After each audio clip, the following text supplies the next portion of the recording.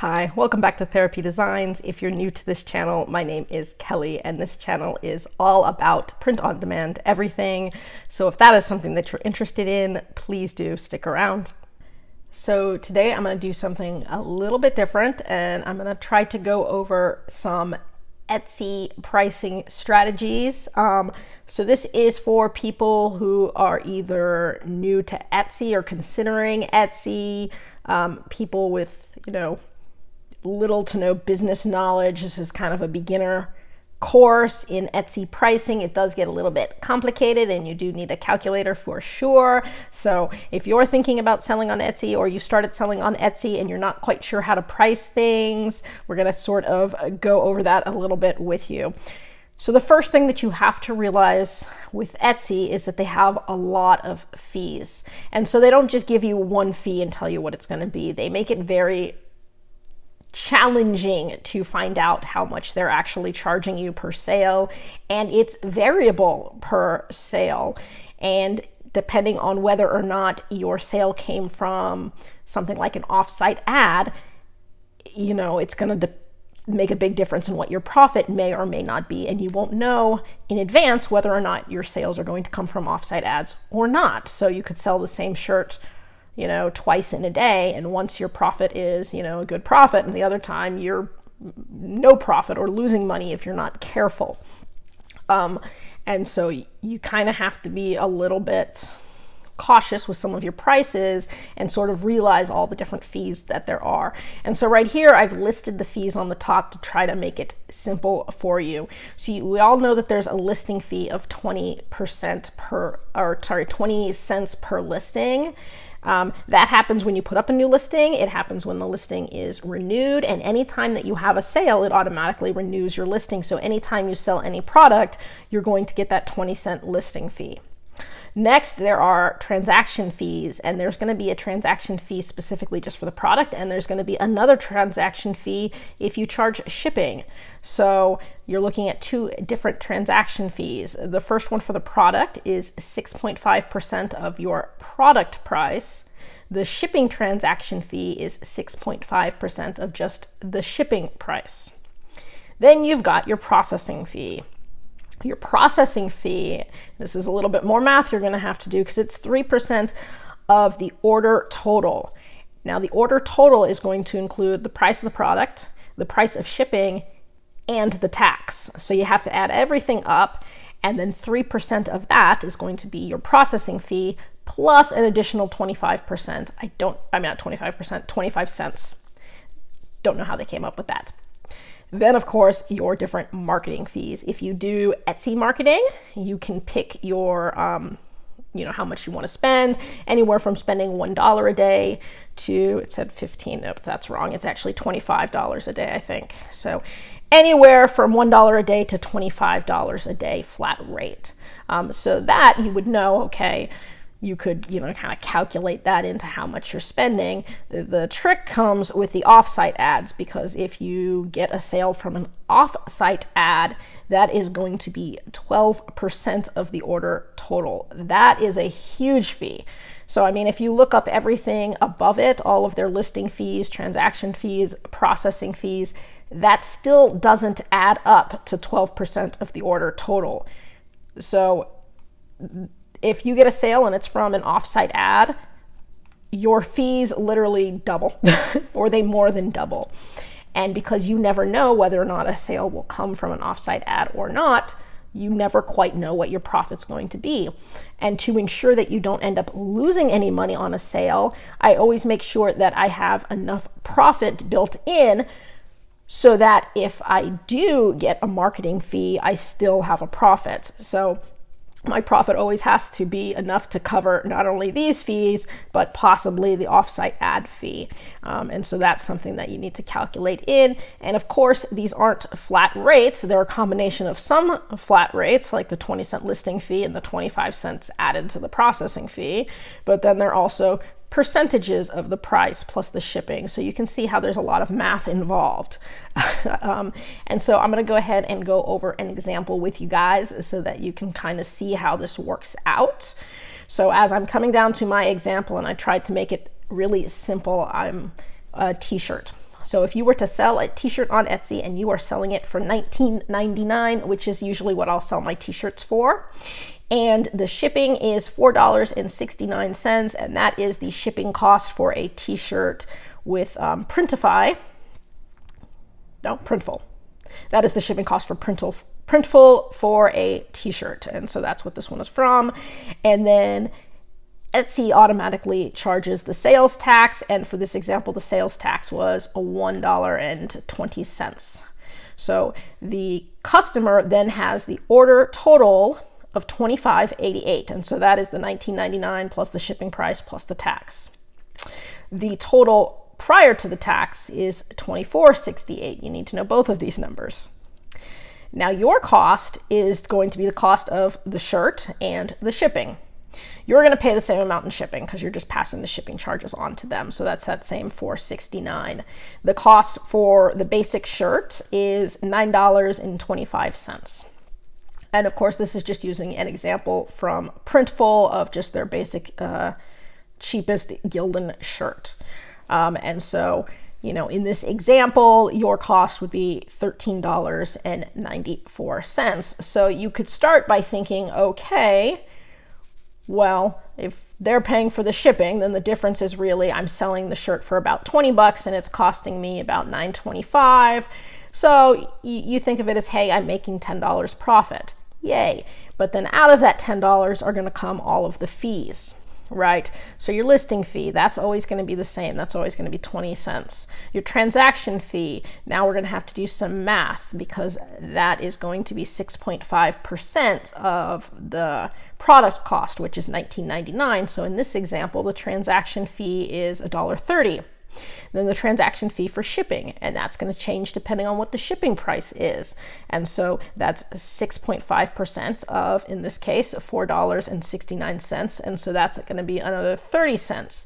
Then you've got your processing fee, and your processing fee, that's the more complicated one, that is going to be 3% of the order total, and that includes the tax. So that's that $25.88 plus an additional 25 cents. And so I've got the processing fee now of $1.03.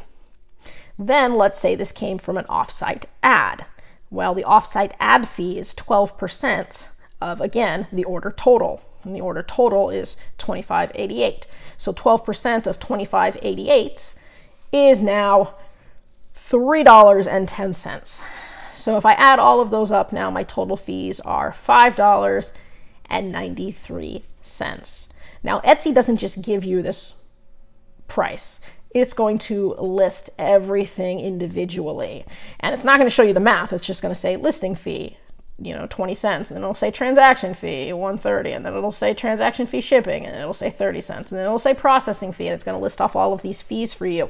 And it would be up to you to then have to do the math to add up all of the fees and to take that out of what your profit is to figure it all out. So Etsy does make it a little bit harder. If you sell on something like Amazon Merch on Demand right now, super easy. You upload your design. If it sells, they give you a royalty payment. It's way easier. Same thing with Redbubble. Super easy. You upload your design. If it sells, they give you a royalty payment. Even selling on Amazon via Seller Central is easier because at least on Amazon via Seller Central, they will send you an email after a sale and they will, take out their fee, and they don't have all these individual fees. It'll just be they'll take out their fee and they'll let you know exactly how much you're getting for the sale. And so it makes it a lot easier for you to do the math. Etsy won't do that for you. So Etsy is the absolute hardest to deal with pricing. And Etsy is kind of that one that you get into after you've mastered sort of the easier ones. So if you're new to print on demand, you start on Redbubble, get some experience getting designs up, then maybe move to Amazon Merch or Amazon Seller Central if you can't get into Merch. And then, once you feel comfortable with that, then move on to Etsy, understanding that Etsy is going to have a bit more of a learning curve, okay? And these are all sort of the things that I didn't find out until I had started trying to sell on Etsy and was like, okay, this is taking a little bit more math than I'm used to with the other platforms. So anyways, in looking at my profit in this example, if the shirt was sold with outside advertising, I would be looking at the sales cost of the shirt and the shipping of $24.68 minus the $13.94 that I had to spend, minus then my total fees, which is $5.93, and that would give me a profit of $4.81 for a shirt. Okay, and so that's a pretty decent profit for a shirt. If I'm selling on Amazon, for example, and I sold a shirt for $19.99, my profit is going to be just over $5. So I actually make more of a profit selling on Amazon merch on demand per shirt than I would sell on Etsy per shirt, in this example. Now, if the sale did not come from an offsite ad, great, then I get to pocket that $3.10 that otherwise would have gone to advertising fees. So my profit without the advertisement would be $7.91. That's a great profit right there. So if I sell it without the ads, then hey, that's a good profit for a t-shirt.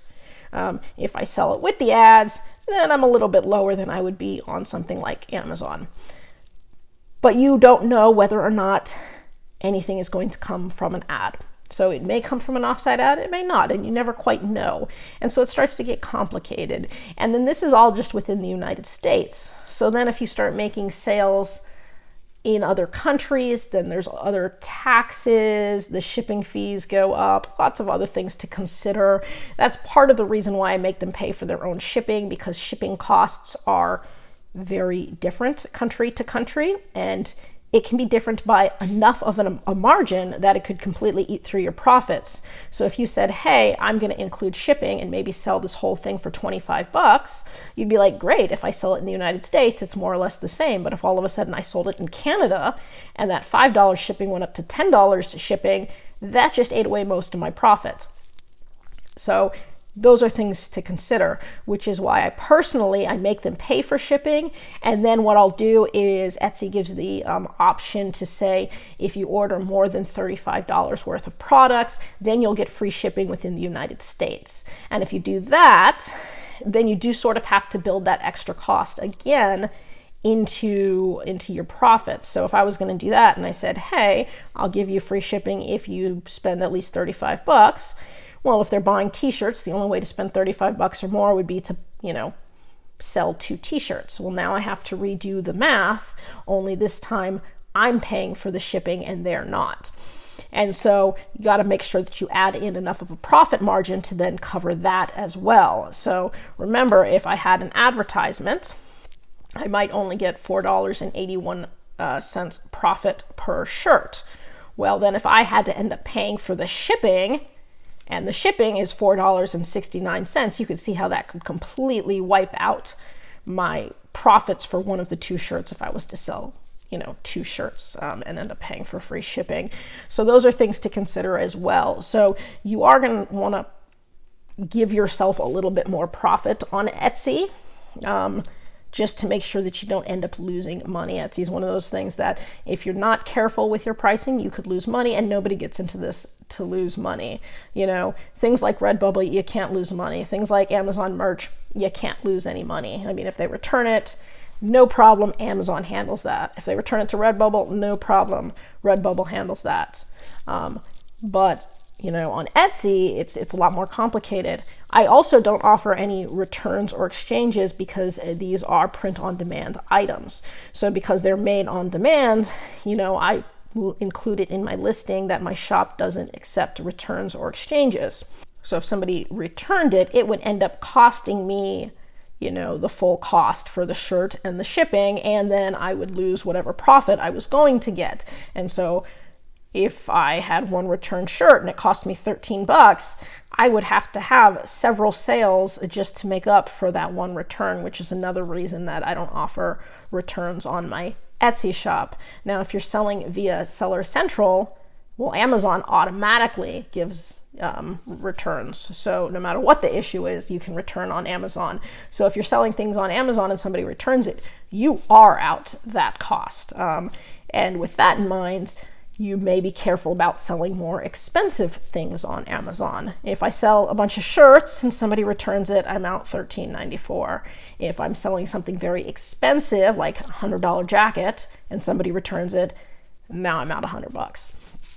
So these are all things that you need to consider when we're looking at pricing strategies. So again, this is for people who are new to Etsy, new to business. It gets a lot more complicated than that, but trying to keep it pretty simple for you guys. I do want to go over also how to run sales. So sales are also something that you're going to want to do on Etsy.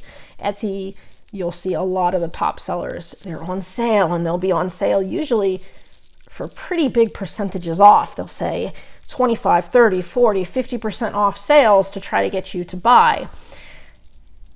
Now you still want to make the same amount of profit. So what they do is they just pad the price. So if you want to run a 30% off sale, what you essentially do is take the profit or the price that you want to sell it at, you increase that by 30%, and then run the sale for 30% off. So for example here, I want to sell a t-shirt at $19.99. I'm going to come down here to my example, and I want to run the sale for 30% off. Well then, I'm going to take my $19.99, I'm going to divide it by 0.7, and it is going to give me my price. So now I'm going to sell this t-shirt at $28.56. That is going to be the price of my shirt that I'm going to list. And then I'm going to run an Etsy sale and, make it 30% off. After 30% off, it'll be back to $19.99, but now it's going to say 30% off. And so that's how you would go ahead and do the sale. So you may notice on some of the, big sales, the original price listed is something really big, something that I'm like, whoa, I wouldn't pay $28 for one of these basic shirts. But this sounds reasonable. Yeah, the reasonable price is the price you would have paid anyways, and they just inflated it so that they could run the sale. And so that's what a lot of the sales will do. You can, of course, run a sale bigger if you want to figure out what's the minimum I could sell this at and still make sure that I'm safe. So for the example up here, I looked at it and I said, well, I could get away with selling the shirt for $16.99 and still make sure that I didn't lose any money, but I also would have very small profit if I did that. But if I wanted to really run a sale for something like Black Friday, Cyber Monday, which I know has already passed, I would be willing to bring this down, to my bare minimum would probably be $16.99. And then I could bump it up by 30% and then bump it down by 30% and do it that way. So you do need to decide sort of what's your cost of the product, what are the fees and the potential fees and the potential shipping charges if you do the, free shipping over $35, which again, you don't know if somebody's going to do that or not. So there's a lot of unknowns in there. So you kind of have to be prepared for all possibilities.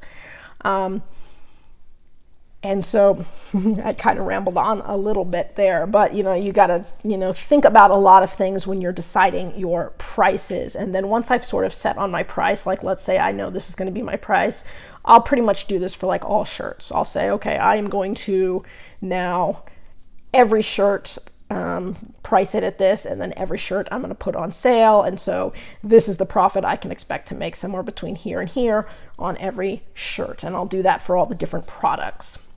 Another thing to keep in mind too is that sometimes the shirts, different variants will be different costs. So a lot of times the shirts, if you're looking at small through like an extra large, is one price. But once you get to the 2XL, it may be a couple dollars more expensive, and then 3XL, maybe another couple dollars more expensive. So you'll again have to adjust your price then for the different variants. Also, sometimes different variants are different prices when it comes to colors. Sometimes in some brands of shirts, some of the heather colors are more expensive than some of the solid colors. And so that's just another layer of complexity that you have to think about when you're creating your prices. So it's a good idea to think it all out ahead of time. Do your math, plan it all out, keep some sort of a spreadsheet, and that way every time that you make a listing, you've already calculated, okay, this is what I'm going to sell it at, and this is what I expect my profit to be, and all of that. And so that's just a little bit of a tip if you guys are, new to Etsy. One more point that I wanted to make on the sales is you can pick the duration of the sale. The shorter the duration of the sale, the more pressure you're putting on the buyer. So when you look at a sale on Etsy, it'll pop up and it might say something like, 48 hours left or 24 hours left. And so if somebody sees a sale and they say, oh man, there's only 24 hours left, I better buy it now. Versus if they see a sale and there's like, no end in sight, then they're like, okay, I can put it off, I can buy it later because it's on sale. So you can make your sales short. Some shops will put stuff on sale for 2 days, and then every 2 days they'll put it on sale again, and every 2 days it'll put it on sale again, and it'll constantly be on sale, but they're doing it every 2 days so that every time somebody looks at it, it'll be 48 hours or less left of the sale. That's a lot more work for you because it means that every couple days you're having to go through and rerun your sales, and so that's a little bit of a pain in the butt. So you can just decide how much work you want to put into that. If you run a sale for a month, for example, well, then I don't have to worry about it for another month, and then next month I can go ahead and redo my sale or whatnot. If you're not constantly running sales, then you might want to change this price. So for example, I'm selling it at $19.99 at 30% off.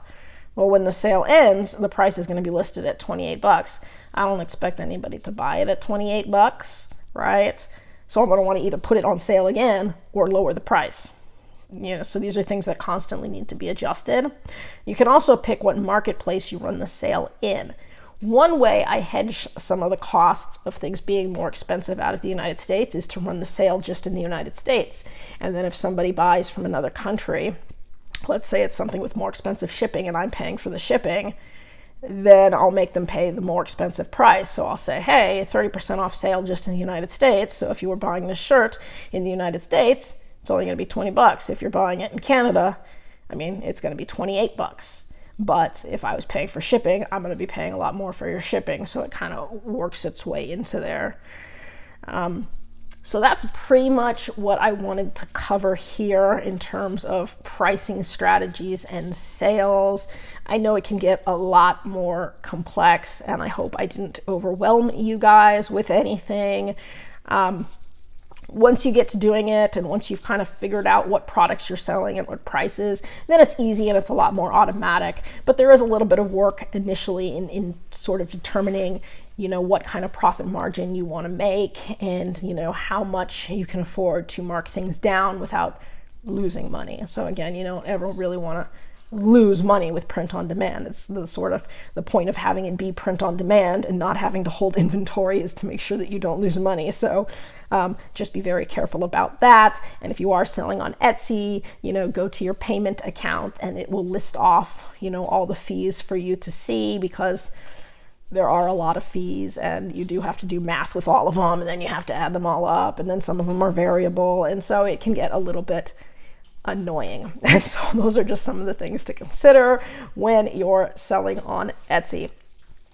If you have any requests for videos, go ahead, drop it in the comments section below. I'll see if I can add you to my list. If you have any questions, again, drop that in the comments section below. I try to get back to everybody as quickly as I can. I hope you guys are doing well, uploading all of your first quarter stuff. I hope your fourth quarter has gone really well. I hope you guys had a whole bunch of sales, and I do hope to see you guys again next week. That's it for today's video. If you found that useful and would like to see more videos with helpful tips and tricks, be sure to hit like and subscribe and turn on your notifications so you don't miss any of the weekly videos. As always, keep growing and stay creative, and we'll see you next time.